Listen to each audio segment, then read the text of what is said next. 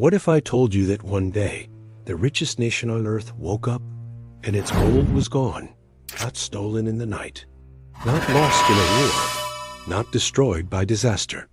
It vanished with a signature.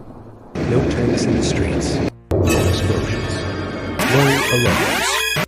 Yet in a single moment in history, Americans were told that the gold they trusted, the gold that backed their money, the gold that symbolized freedom and stability, no longer belonged to them, and most people complied.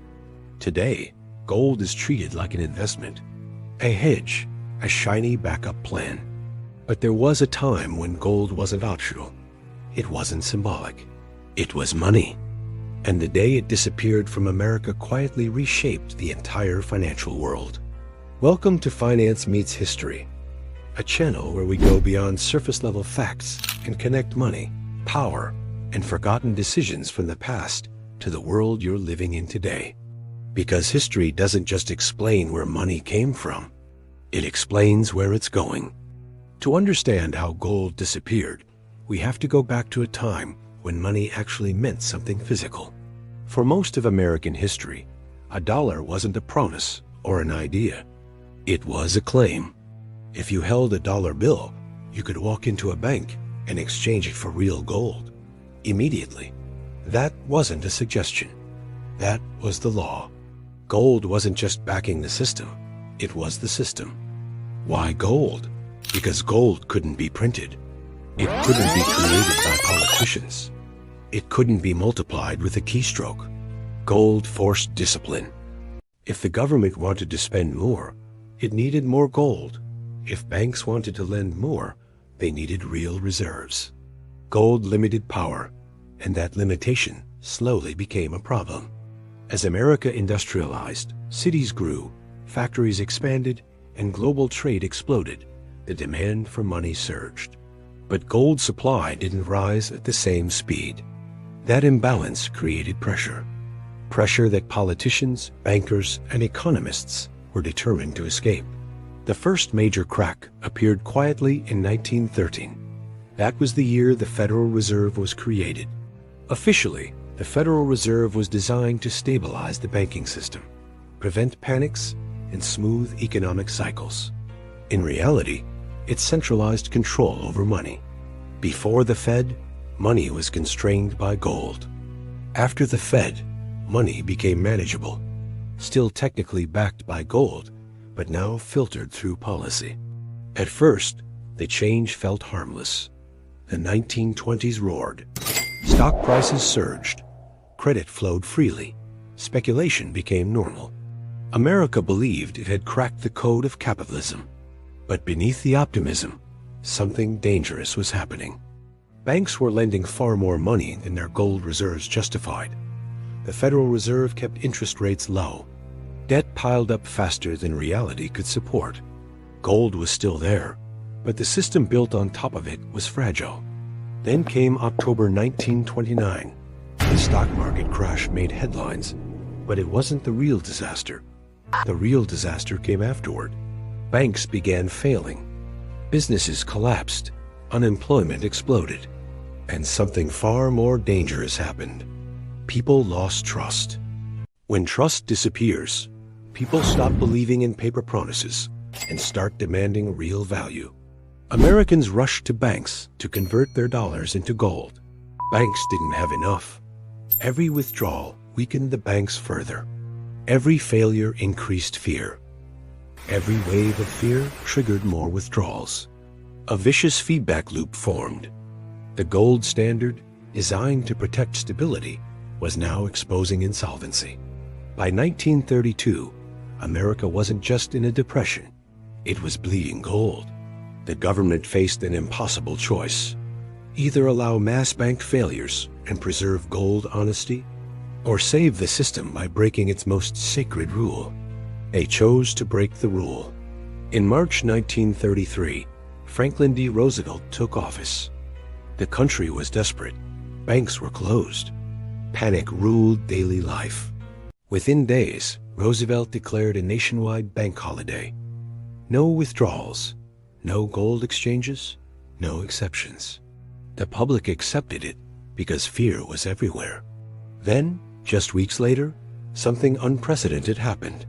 On April 5, 1933, Roosevelt signed Executive Order 6102. Most Americans didn't fully understand it at first, until they read the fine print. The order required all Americans to surrender their gold coins, gold bullion, and gold certificates to the government. Private ownership of gold became illegal. Failure to comply could mean up to 10 years in prison and a massive fine, equivalent to hundreds of thousands of dollars today. For the first time in U.S. history, owning gold was a crime. The justification was simple and powerful. Hoarding gold, they said, was hurting the economy. The government needed control to stabilize the system. This was temporary. This was necessary. This was for the greater good. And most people complied. They trusted the government. They trusted the system. They believed they would get it back. They didn't. Americans turned in their gold at a fixed price, $20.67 per ounce. Once the gold was safely in government vaults, something remarkable happened. In 1934, the Gold Reserve Act was passed. The government revalued gold to $35 per ounce. Overnight, the dollar lost nearly 40% of its value. The same gold Americans were forced to surrender was suddenly worth far more. The wealth transfer was silent, legal, massive. Gold flowed into Fort Knox and federal vaults. America became the largest holder of gold on earth, but ordinary citizens were locked out. Gold had disappeared from public hands. And with it, disappeared something far more important: monetary freedom. With gold centralized, the rules changed. The government could now expand the money supply more easily. Deficits became manageable. Spending limits softened. This new flexibility helped fund New Deal programs, massive infrastructure projects, and eventually World War II. In the short term, it worked. In the long term, it changed everything. Money no longer constrained power. Power controlled money. After World War II, the Bretton Woods system was created. The dollar became the world's reserve currency. Foreign governments could exchange dollars for gold. Americans still could not. The illusion of gold-backed money remained, but the reality had shifted. And once again, history began to repeat itself. By the 1960s, the United States was spending heavily on wars, social programs, and global influence. Dollars flooded the world. Gold reserves did not. Foreign governments noticed the imbalance. They started demanding gold instead of dollars. America's vaults began emptying. The same cause and effect cycle returned. Expansion, overreach, loss of trust. On August 15, 1971, President Richard Nixon made the final break. He closed the gold window. No more gold conversions. For anyone, the dollar became pure fiat. Gold didn't just disappear from American pockets. It disappeared from money itself. Today, money is digital. Debt grows faster than economies. Trust replaces backing, and the pattern remains the same. Every major monetary shift is justified by crisis. Every crisis expands control. Every expansion reduces limits. Gold didn't vanish overnight. It was removed step by step, justified by fear, accepted by trust. And each time, people were told the same thing: this is temporary. This is necessary. This is for stability. History doesn't repeat. It rhymes. The day gold disappeared from America wasn't just about metal. It was about who controls value. And that question is more relevant today than ever. Here are 3 lessons history leaves us with. First, gold wasn't removed because it failed. It was removed because it worked too well. Second, crises are rarely wasted in monetary history. They're used to rewrite rules. Third, when money loses limits, power gains leverage. Gold didn't vanish in secret.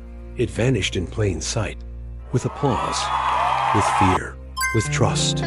The real question isn't whether something like this could happen again. The real question is, what will disappear next, quietly, legally, and forever?